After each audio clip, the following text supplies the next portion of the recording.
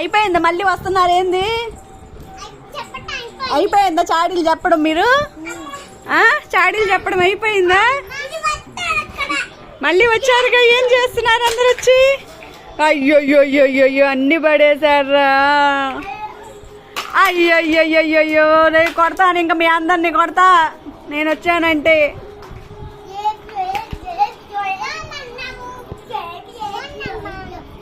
ఉండు మేడం గారండి, ఇట్లా నిలబడండి.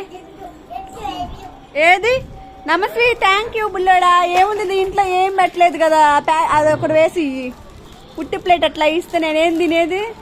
దాంట్లో ఉట్టి ప్లేటేగా ఉంది. ఏంది ఉట్టి ప్లేట్లో ఏం తెచ్చారు నాకు? అట్లా వేసి ఇవ్వండి ఏదో ఒకటి. ఆము ఇది ఆమె వేసారు.